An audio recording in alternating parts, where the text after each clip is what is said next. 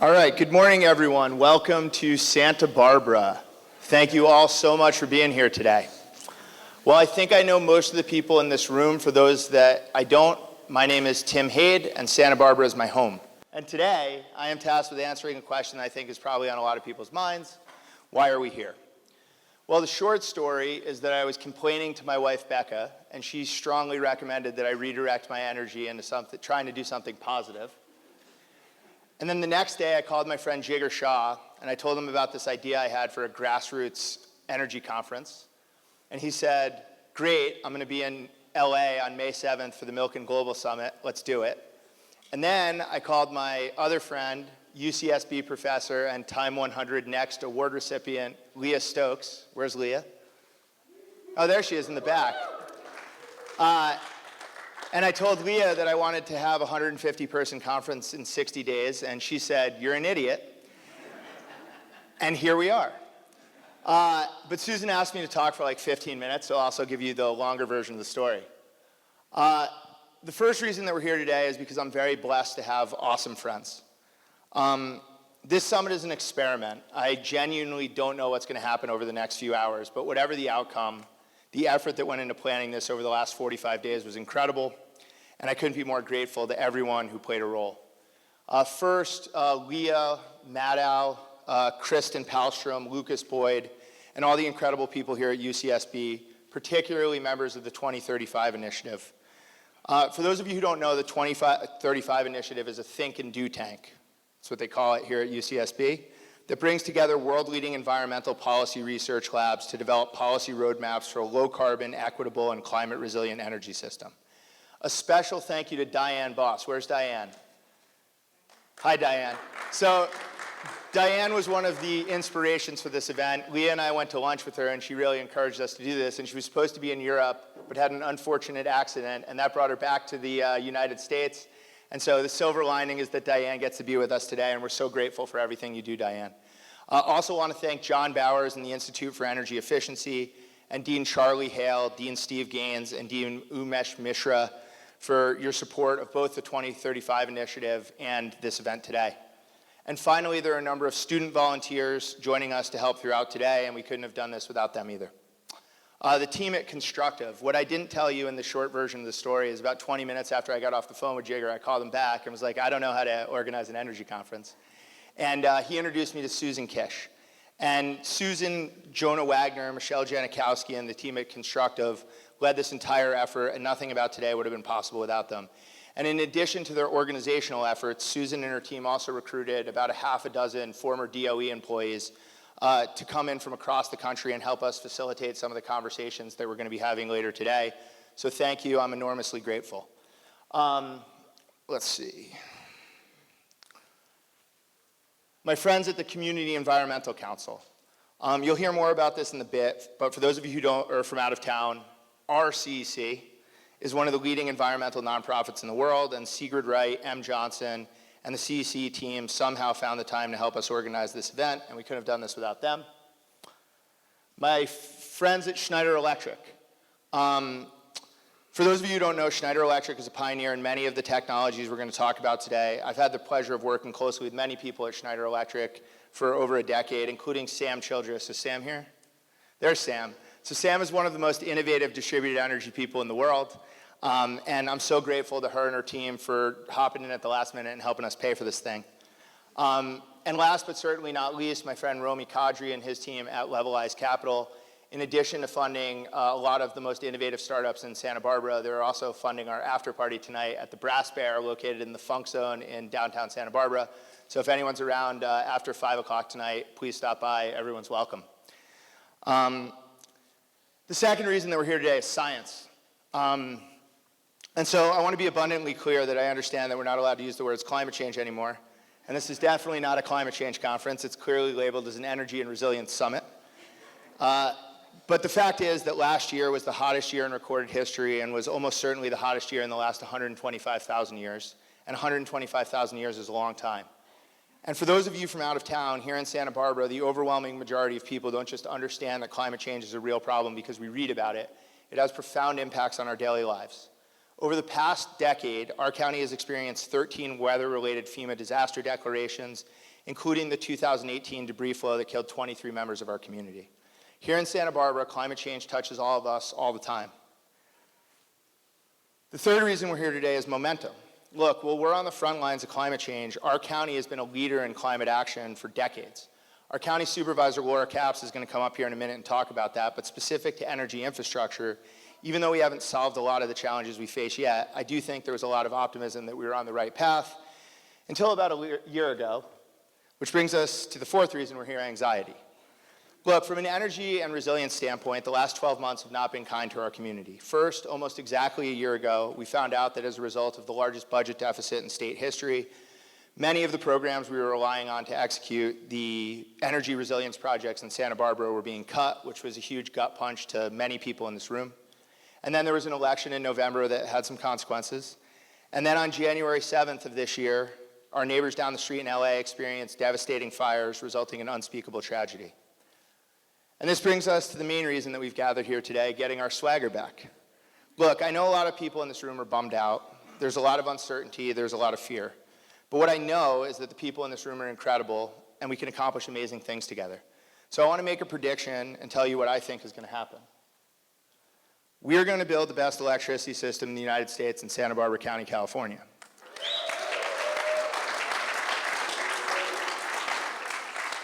Now look, I got to caveat this, but no one can predict the future. But here's why I think this is a good bet. First, this is California. Admittedly, we're going through a tough stretch. But the fact remains that if you ask experts around the world to be optimistic about humanity's ability to execute the energy transition, all of their answers start and end with California. Wind, solar, batteries, electric vehicles. These four technologies are the foundation of our ability to electrify everything. And all four of these technologies were developed and commercialized in California. Said another way, we basically invented everything that the rest of the world is using to decarbonize their economies. We need to remember who we are, and perhaps most importantly, we can't lose to Texas. I'll never hear the end of it. The second reason that it's a good idea to bet on Santa Barbara building the best electricity system in the United States is because we have the best team. This starts with our local government. We have an incredible local government full of incredible people, some of whom you'll get a chance to meet today. We have, I think, two of our amazing county supervisors here with us today. Is Joan here yet? Well, Joan might be coming, but Joan Hartman representing the 3rd District and Supervisor Laura Capps representing the 2nd District. These two amazing ladies have been driving Santa Barbara's climate action leadership, and we're so grateful to have them with us today. From the city of Goleta, Councilmember Luz Reyes Martin is here. Representing State Senator Monique Lamone's office, Jordy Scully is here. From the California Public Utilities Commission, Commissioner John Reynolds is here alongside his Chief of Staff, Suzanne Thompson, and we're so grateful to both Commissioner Reynolds and Suzanne for making the trip down to be with us today. I almost missed this one because they threw me a curveball, but Santa Barbara City Council member Oscar Gutierrez, who's also doubling as our audiovisual expert for today. So he's wearing 2 hats. Thank you so much, Oscar. And from the Santa Barbara City College Board of Trustees and formerly of the Goleta City Council, my guy, Mr. Kyle Richards. Where's Kyle? There we go. Secondly, we have a great electric utility partner in SCE. And there we go. Cheer for SCE. So listen, I want to spend a minute on this because I know SCE has taken a lot of shrapnel over the past few months in particular. What I can tell you with certainty is that over the past 15 years, I've worked with close to 50 utilities across the United States. And in my personal experience, not a single one has been as helpful or open to innovation as SCE. By the way, and I think everyone should think about this, as of yesterday, California, our entire state, has run on 100% renewable energy for 52 straight days for an average of 4.3 hours a day. And so far this year, the state has used 25% less natural gas for electricity generation year to date as compared with last year, and 45% less gas than we used in 2023. That's an incredible accomplishment.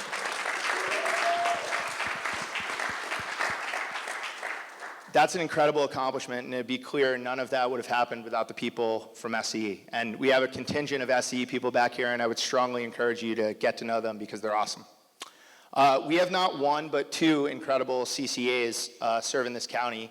SBCE, which serves the city of Santa Barbara, you'll hear a little bit more from them later, and 3CE, which serves everyone else, so Goleta, Carpinteria, and the rest of North County. And speaking of the devil, I'd like to acknowledge that 3CE just made an exceptional hire with our former county supervisor, Das Williams, joining the team.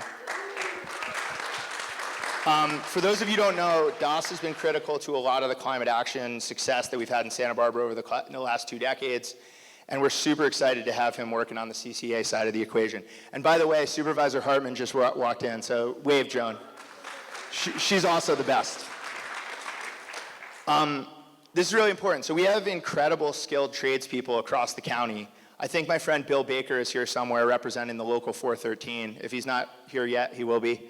But throughout the county, we have access to support and expertise from the IBEW for a lot of the coolest projects we're trying to do. On a per capita basis, we have the most environmentally focused nonprofits in the United States, which provides incredible access to expertise across a myriad of sectors. Many of these incredible organizations are here with us today, including representatives from the Clean Coalition, Direct Relief, Unite to Light, the Environmental Defense Center, the Sierra Club, and my personal favorite lady is at the Society of Fearless Grandmothers. We have an amazing business community represented here today by the Santa Barbara South Coast Chamber of Commerce that cares deeply about ensuring our community has access to clean, affordable, and reliable electricity. And within our business community, we have an incredible group of clean tech companies that call Santa Barbara home. By the way, we also have a lot of famous people that live here, and we could probably put them to work in some capacity, but I haven't figured that out yet. So we have all the ingredients for success. The third reason to bet on Santa Barbara is we have room for improvement. And so while we do have the best team and we're working on a lot of the right things, we do not have the most efficient system. Look, everyone who's worked on energy infrastructure in Santa Barbara knows that too often our system prioritizes process over outcomes. Too often we let perfect be the enemy of the good. And as a result, despite the fact that we have so many talented people in so many important positions, we haven't necessarily done the best job of consolidating our efforts, working together, and delivering results for our communities. But that's a solvable problem, and hopefully today is the start of improving that. Because in the absence of top-down leadership from the federal government, successfully executing the energy transition in Santa Barbara is going to require intense local collaboration. Our number one challenge is figuring out how to make the whole of our efforts greater than the sum of its parts. And I think we can do that because the most important reason that I believe we're going to build the best electric grid in the United States in Santa Barbara County is because we have our community's permission to do so. Look, for the last 15 years, I've traveled all over the country to build innovative energy projects. And it's very clear to me that the number one barrier to success is that everyday people, the vast majority of citizens, don't prioritize the energy transition. For example, if you go to a town hall in Ohio, which I've done, and ask people about the energy transition, most people don't care.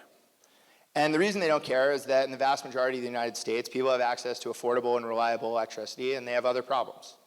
Sure, you'll meet a lot of people who care about climate change and want to encourage their local leaders to transition to cleaner infrastructure. But when you ask them to prioritize their problems, making electricity cheaper, cleaner, and more affordable is typically not in the top 5. So from an energy transition standpoint, the biggest barrier to success in most of the United States is that we don't necessarily have permission to innovate because we're not actually solving a priority problem. By contrast, in Santa Barbara County, this is a problem the vast majority of people want to prioritize. Today, roughly 1 in 5 households in Santa Barbara County are behind on their utility bills, and a much greater percentage of than that are stressed out.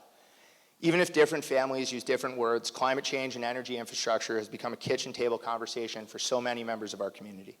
On an everyday basis, we're stressed out about wildfire risk and home insurance rates and helping climate refugees who've lost everything rebuild their lives. And because this is a real problem for so many, we have permission to be bold in our pursuit of solutions. For example, if the reason we can't solve a problem is because of a law that was written in 1996 before we understood the internet, we have permission from our community to work to change that law. Ultimately, if we're going to build the best electricity system in the United States, there are a lot of things that we're going to need to do, and we're not going to cover that in a one-day summit. But what we can do today is build a foundation. Solving all of these problems from the bottom up is going to require intense local collaboration, and collaboration requires relationships. And so I hope part of what you get out of today is some new friends. We have so many incredible people in this community, as well as so many incredible people from the clean tech industry across the country willing to come here and help us. But too often, we don't know each other well enough to collaborate. And so one of the things I encourage you all to do today is mix it up a bit and get to know some new faces. And secondly, we need to reestablish traction and get our mojo back. Get some new wins under our belt. And so today we're going to introduce you to 10 projects and ideas that we can work on together in the short term, starting now. 10 tangible projects that can help our community be cleaner, more affordable, and more resilient, and don't require the federal government to get done.